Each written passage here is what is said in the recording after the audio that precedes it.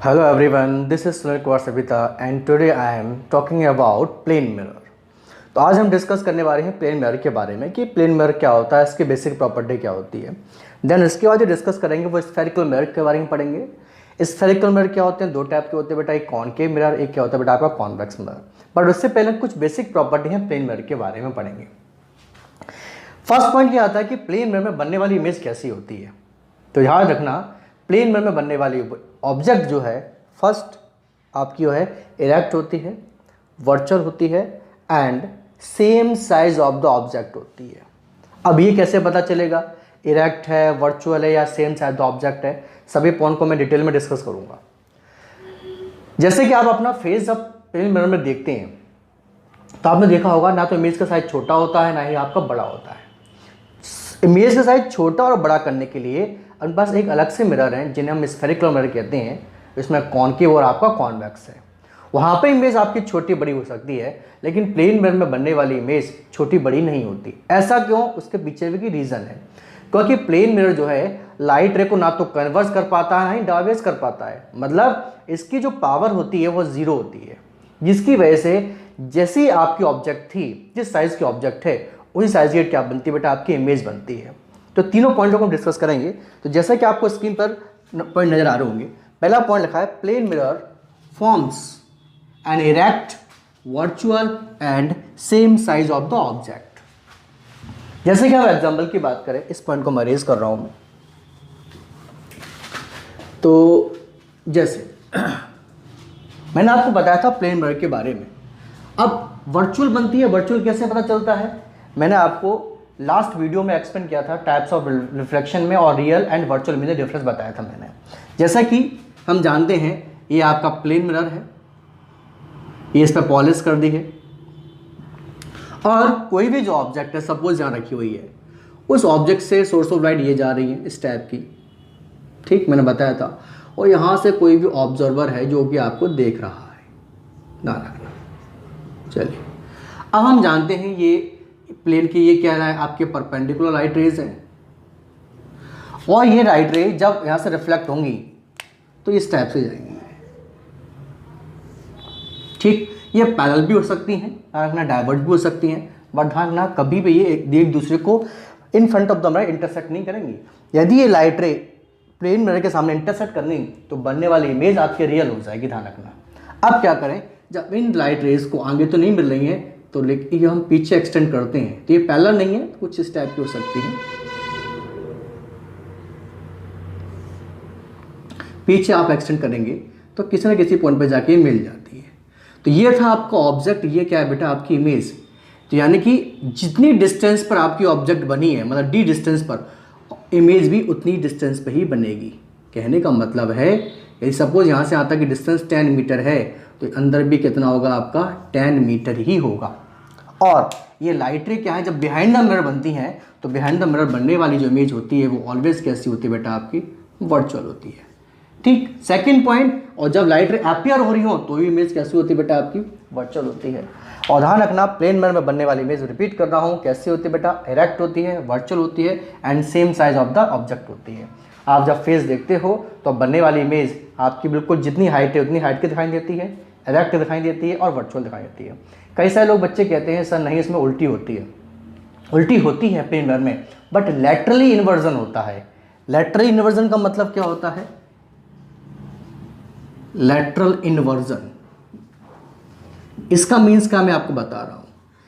Lateral inversion का मतलब है लेफ्ट का प्लेन मिरर में लेफ्ट का आपको राइट दिखाई देगा और राइट का आपको लेफ्ट। जैसे कि आप प्लेन मिरर में खड़े होते हैं तो राइट हैंड के सामने आपको प्लेन मिरर में लेफ्ट दिखाई देता है और लेफ्ट के सामने आपको राइट हैंड दिखाई देता है। इसीलिए आपने देखा होगा जो एम्बुलेंस की गाड़ी होती है वहाँ पे जो एम्बुलेंस है वो आपके लेफ्ट से स्टार्ट किया जाता है। उसके पीछे रीज़न है क्योंकि वहाँ पे इमेज क्या, लेफ्ट का राइट, राइट का लेफ्ट दिखाई देती है। इसीलिए जब वहाँ से आप देखेंगे प्लेन मिरर में तो वो आपको सीधा दिखाई देगा, आपको एम्बुलेंस। यदि सपोज आपने सीधा लिख दिया तो आपको एम्बुलेंस कैसा दिखाई देगा, आपको उल्टा दिखाई देगा। इसीलिए एम्बुलेंस हमेशा उल्टा लिखते हैं, ध्यान रखना। तो यानी कि उल्टे का मतलब लैटरली इन्वर्जन हम कर देते हैं केवल। तो ये फर्स्ट पॉइंट था कि प्लेन मिरर में बनने वाली जो ऑब्जेक्ट होती है वो कैसी होती है, इरेक्ट होती है, वर्चुअल होती है and same size of the object होती है। और ध्यान रखना इरेक्ट इमेज ऑलवेज भी वर्चुअल होगी, और रियल इमेज ऑलवेज भी कैसे होगी बेटा आपकी इन्वर्टेड होती है। चलिए इसके बाद नेक्स्ट पॉइंट की बात करें, image is formed at the same distance behind the mirror as the object stand in front of it. जैसे कि मैंने बताया, यदि किसी भी ऑब्जेक्ट को प्लेन मिरर के सामने जितनी डिस्टेंस आप रखेंगे, प्लेन मिरर के अंदर ऑब्जेक्ट उतनी ही डिस्टेंस बनेगी। यहाँ पे 10 पर है तो यहाँ पे कितने बनेगी बेटा आपके 10 पर ही बनेगी। आपसे पूछा जाए कि टोटल डिस्टेंस कितनी हो गई है, तो टोटल डिस्टेंस कहेंगे बेटा हम 2D हो जाएगी, ध्यान रखना। और क्वेश्चन जैसे मान के चलो ये आपका प्लेन मिरर है और मैंने ऑब्जेक्ट को यहाँ रखा हुआ है, सपोज मैंने रखा डी डिस्टेंस मतलब 15 सेंटीमीटर है, तो आपसे पूछा जाए कि प्लेन मिरर के अंदर इमेज कितनी बनेगी, कितनी डिस्टेंस बनेगी, तो हम कहेंगे सर ये भी कितनी होगी बेटा आपकी 15 मीटर पे ही होगी, सॉरी 15 सेंटीमीटर पे ही होगी। बट आपसे पूछा जाए टोटल डिस्टेंस ऑब्जेक्ट से लेकर आपके इमेज तक के टोटल डिस्टेंस फाइंड करें, तो ये क्या हो जाएगा बेटा आपका 2D का मतलब 15 कितना हो जाएगा टोटल बेटा आपका 30 सेंटीमीटर हो जाएगा। ओके, तो ये आपके सेकेंड पॉइंट भी क्लियर हो गया। इसके बाद हम बात करते हैं थर्ड पॉइंट के बारे में। थर्ड पॉइंट क्या कह रहा है वो भी हम देखते हैं। Image form at a lateral inverse, ये भी मैं एक्सप्लेन कर चुका हूँ कि यानी बनने वाली इमेज लैटरली इन्वर्जन होता है। लैटरली का मतलब लेफ्ट का राइट और राइट का लेफ्ट होगा। चलिए नेक्स्ट पॉइंट जो है फोर्थ वो देखते हैं। फोर्थ पॉइंट क्या दिया है, फोर्थ पॉइंट दिया हुआ है relative motion of object image. Object और इमेज में जो है रिलेटिव मोशन होता है। रिलेटिव मोशन का मतलब ये है, ये प्लेन मिरर है सपोज दैट, और कोई भी ऑब्जेक्ट मान के चलो ये ऑब्जेक्ट है, यहाँ जो है v वेलोसिटी से जा रही है, ध्यान रखना। तो उसके अंदर जो ऑब्जेक्ट की जो स्पीड होगी, ध्यान रखना, ये वो इमेज की स्पीड होगी वो भी किससे होगी बेटा आपका v वेलोसिटी से होगी। मतलब दोनों के बीच जो आपका रिलेटिव मोशन है, यानी कि टोटल हम वेलोसिटी की बात करेंगे, टोटल वेलोसिटी की हम बात करें, रिलेटिव मोशन का मतलब है ये क्या आपका v माइनस ये इधर से आएगा तो माइनस v, माइनस माइनस कितना हो गया प्लस, कितना हो गया बेटा आपका 2v, तो यानी कि आपकी स्पीड भी क्या हो जाएगी आपकी 2v हो जाएगी।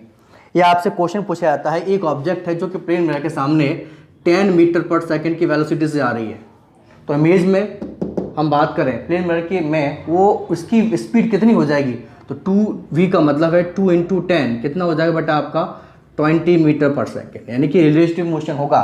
रिलेटिव मोशन का ये इस टाइप से, ये लेफ्ट टू राइट और ये राइट टू लेफ्ट, ध्यान रखना।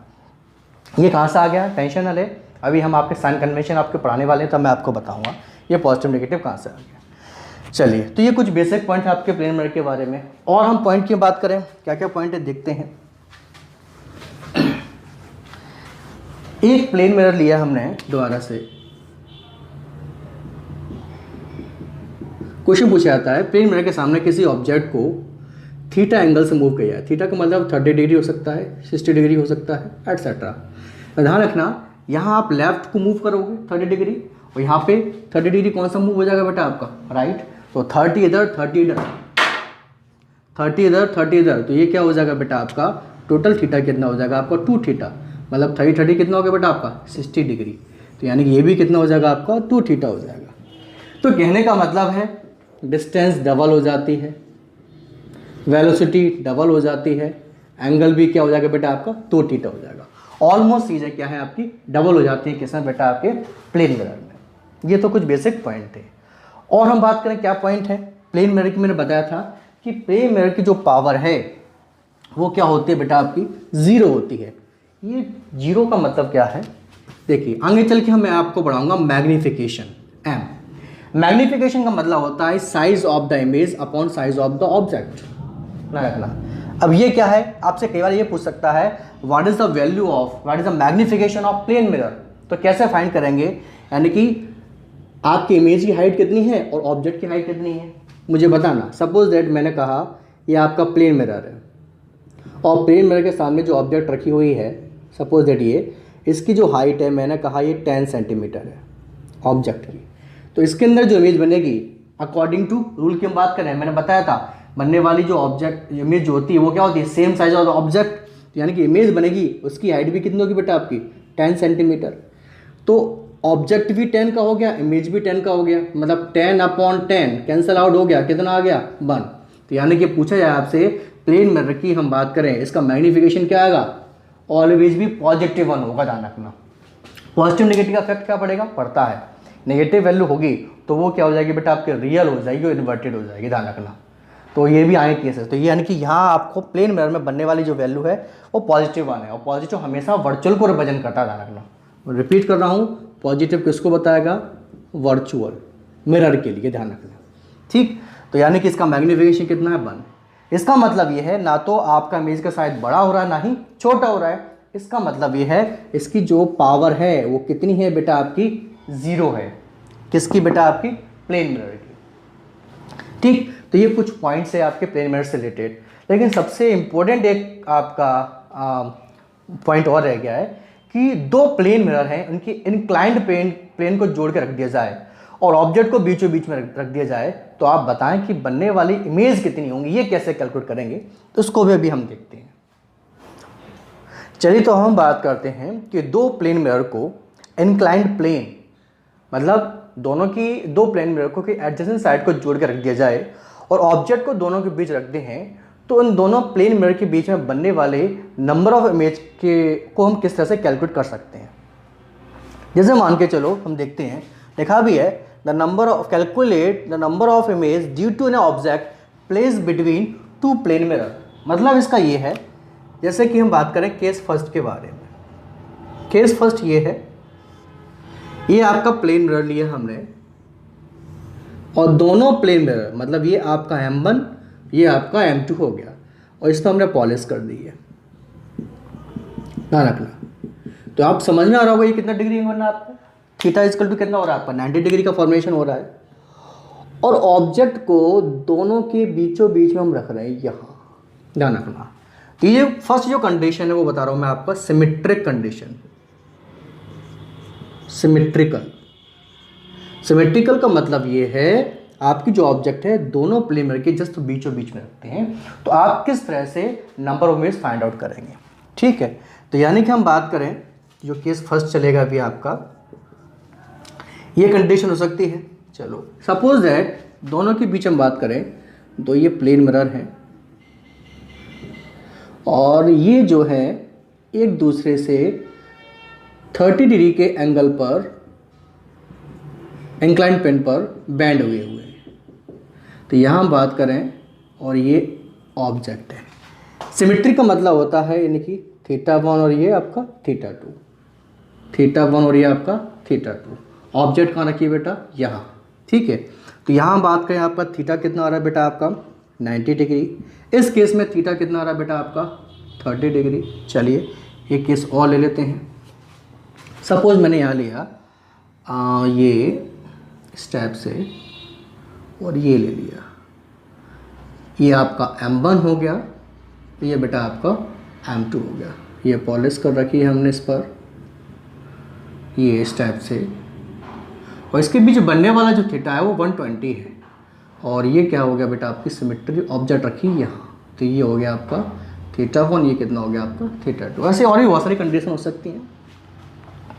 याद रखना सिमेट्रिक कंडीशन है और ऑब्जेक्ट बीचों बीच में रखी है, तो आप calculate the number of image. Number of image कैसे निकालेंगे? तो सिंपल सा फॉर्मूला आपको लगाना है, number of image equal to लगाना है 360 अपॉन थीटा माइनस 1। ये कंडीशन बार बार रिपीट कर रहा हूँ, केवल और केवल सिमेट्रिक के लिए है। वैसे तो इसको अलग सेपरेट कर सकते हैं, सिमेट्रिक है, एसिमेट्रिक है, E1 है, और है, तो कन्फ्यूजन होता है। तो आप सिंपल सा फंडा याद रखें, सिमेट्रिक कंडीशन है तो उसके लिए सीधा फॉर्मूला लगाना है n equal to 360 upon theta minus 1। अब आसानी से आप निकाल सकते हैं n की। हम यहाँ बात करें केस फर्स्ट में, आपका थीटा कितना दिया हुआ है बेटा आपका? ये 90 डिग्री है, तो n इक्वल टू कितना आएगा बेटा आपका? 360 अपॉन 90 माइनस 1, तो ये कितना आ गया? 4 माइनस 1। नंबर ऑफ इमेज कितनी बेटा आ गई आपकी? 3। चलो सेकेंड केस की हम बात करें इसमें, तो n equal to 360 upon theta minus 1, तो यहाँ कितना आएगा? 360 अपॉन 30 माइनस 1, डिवाइड देंगे आप कितना? 12 में 1 का कितना आ गया बेटा? 11। चलिए अब हम बात करें इसकी बात करें तो n इक्वल टू कितना हो गया? 360 अपॉन थीटा माइनस 1। यहाँ पर थीटा कितना है बेटा आपका? ये है आपका 120, तो 120 का डिवाइड देंगे 360 अपॉन 120 माइनस 1, तो ये कितना आ जाएगा बेटा आपका? 3 माइनस 1 2। तो इस तरह से हम number of image find out कर सकते हैं। यानी कि θ1 θ2 का मतलब था ये 90 था, ये कितना हो गया 45 डिग्री, ये कितना हो गया 45 डिग्री, ये कितना हो जाएगा बेटा 15 डिग्री, ये कितना हो गया बेटा आपका 15 डिग्री, ये 60 हो, ये कितना हो गया बेटा आपका 60 डिग्री हो गया। तो ये जो कंडीशन आती है सिमेट्रिक कंडीशन है, तो सीधा सा फॉर्मूला ये लगाएंगे। जनरली बुक्स में क्या है इवन ऑड करके दिया हुआ है तो कन्फ्यूजन होता है, मैं बार रिपीट कर रहा हूँ। सिमेट्रिक कंडीशन है तो सीधा सा फॉर्मूला लगाना है n इजकल टू 360/θ-1। ठीक, केस फर्स्ट हो गया। इसके बाद हम बात करते हैं आपका सेकंड केस। सेकंड केस क्या होगा, ये क्या है, सेकंड केस हम लेके चलेंगे एसिमेट्रिक के लिए, लेकिन एसिमेट्रिक केवल और केवल ऑड नंबर के लिए यूज होता है, ध्यान रखना। सेकंड केस सेकंड की हम बात करें यहाँ पर, जैसे सपोज दैट मैंने ये लिया इस टाइप से, ये 60 डिग्री का एंगल बनाया, सपोज मैंने 2 मिरर लिए हुए हैं, ये आपका M1, ये आपका M2, और दोनों पर मैंने आपके ये पॉलिश कर दी है। तो ये कितना है 60 डिग्री है ये, बट जो ऑब्जेक्ट है वो यहाँ ना रख के, मतलब ऑब्जेक्ट यहाँ ना रख के, ऑब्जेक्ट क्या है थोड़ी सी डिस्प्लेस हो गई, या तो यहाँ फर्स्ट कंडीशन या फिर ऑब्जेक्ट यहाँ सेकंड कंडीशन, मतलब सिमेट्रिकल नहीं है। तो यानी कंडीशन क्या है बेटा आपकी एसिमेट्रिकल है, एसिमेट्रिकल। इस केस में नंबर ऑफ इमेज कैसे निकालेंगे, बहुत सिंपल सा फॉर्मूला है, और तो फॉर्मूला आएगा n इजकल टू 360/θ, रखना। और लेकिन रखना ये नंबर ऑफ इमेज कब आ रही है, ऑड आ रही है, तब इवन आती है हम फॉर्मूला वही लगाएंगे n इजकल टू 360/θ-1। तो एसिमेट्रिक में केवल ऑड नंबर के लिए ये फॉर्मूला यूज़ करते हैं। ऑड का मतलब है 1, 3, 5, 7 एट्सेट्रा। जैसे एग्जाम्पल की बात करें, यहाँ ये आपने 60 लिया, तो 60 की हम बात करेंगे, आप डिवाइड देंगे ना इजकल टू कितना 360/60, तो ये कितना आ रहा है आपका 6, ये तो इवन आ रहा है। तो इवन के लिए फॉर्मूला अप्लाई नहीं होगा, ध्यान रखना। ये किसके लिए अप्लाई होगा, आपके ऑड के लिए। ठीक, तो यानी कि हम बात करें तो ये एंगल, जैसे यहाँ पर मैं चेंज करता हूँ, मैं सपोज मैंने यहाँ पर ले लिया ये 120 डिग्री, तो 120 की हम बात करें, ये 120 डिग्री है। चलिए थीटा इजकल टू कितना है 120, डिवाइड दे दीजिए, n इजकल टू कितना आ गया 360/120, डिवाइड बाय कितना आ गया 3 आ गया। हाँ, इसके लिए एप्लीकेबल है, तो नंबर ऑफ इमेज कितने होंगे बेटा आपके 3। लेकिन जब आपको डिवाइड देने पर एसिमेट्रिकल कंडीशन है लेकिन इवन आता है, तो उसके लिए फॉर्मूला सेम वही रहेगा आपका पीछे वाला n इक्वल टू 360/θ-1। केवल और केवल एसिमेट्रिक, वो भी किसके लिए है, ऑड नंबर के लिए। केस नंबर कितने हो गए बेटा आपके 2 हो गए। इसके बाद एक तीसरा केस है, वो भी हम डिस्कस करते हैं, क्या है सिंपल है। सपोज दैट आपकी फ्रैक्शन वैल्यू आती है, मैंने कहा केस थर्ड किसके लिए है बेटा आपका फ्रैक्शनल वैल्यू के लिए। फ्रैक्शनल वैल्यू का मतलब है थीटा, सपोज मैंने ले लिया, सपोज दैट डिग्री 75 डिग्री ले लिया, तो आप देखेंगे n इजकल टू 360/θ,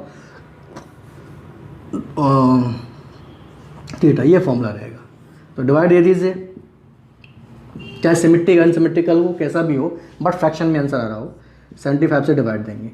तो डिवाइड दीजिए, कितना आएगा 5 7 जा 35, 5 2 जा 10, 5 से कितना आएगा बेटा 5 1 जा 5, 5 5 जा 25, 15 का डिवाइड दीजिए, 15 4 जा 60, कितना बचेगा 12, 15 8 जा 4.8 अप्रॉक्स।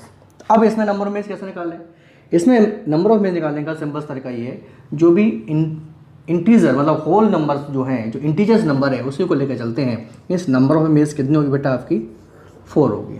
तो ये कुछ आपके 3 केसेस थे, जिससे हम 2 इंक्लाइंड प्लेन आपके प्लेन में रखे हुए हैं और ऑब्जेक्ट रख दिया जाए, तो आसानी से हम आपके नंबर ऑफ इमेज को फाइंड आउट कर सकते हैं। लेकिन आपके एग्ज़ाम में सबसे ज़्यादा जो क्वेश्चन पूछा जाता है वो ये पूछा जाता है कि 2 प्लेन मिरर हैं और दोनों प्लेन मिरर को मैंने एक दूसरे के पैरेलल रख दिया हुआ है इस टाइप से। तो calculate the number of image. देखिए प्लेन मिरर रखा हुआ है, ऑब्जेक्ट यहाँ रखी है बीचों बीच में ये, बेटा इनके बीच किसी भी टाइप का कोई एंगल का फॉर्मेशन नहीं होगा, मीन्स थीटा कितना होगा बेटा आपका 0। चलो और नंबर ऑफ इमेज निकालें तो n इक्वल टू कितना होता है 360 अपॉन थीटा नॉर्मल कंडीशन में, तो n इक्वल टू कितना आ गया 360 अपॉन 0, और 0 का इसमें डिवाइड आपने पढ़ा हुआ मैथमेटिक्स है 1/0 डिफाइन नहीं होता है, क्या आता है आंसर इन्फिनिटी, और आंसर क्या आ जाएगा आपका इन्फिनिटी। ठीक है, आपने डेली लाइफ में इसका एग्जांपल भी देखते हो, सैलून की हम बात करें वहाँ जब वॉइस वगैरह जब कटिंग कराने जाते हैं तो आपने देखा होगा कि 2 प्लेन मिरर आगे पीछे लगे होते हैं, जब उनमें हम नंबर ऑफ इमेज देखते हैं तो एक के अंदर एक इमेज बनती चली जाती हैं। तो कहने का मतलब है 2 इंक्लाइन जो प्लेन हैं एक दूसरे के पैरेलल रखे हुए हैं। आपसे पूछा है कि नंबर ऑफ इमेज कितनी होगी, आंसर क्या होगा बेटा आपका इन्फिनिटी होगी। तो ये कुछ केसेस थे कि 2 प्लेन मिरर को आपस में इंक्लाइन प्लेन पर रख दिया जाए तो नंबर ऑफ इमेज कैसे हम निकाल सकते हैं।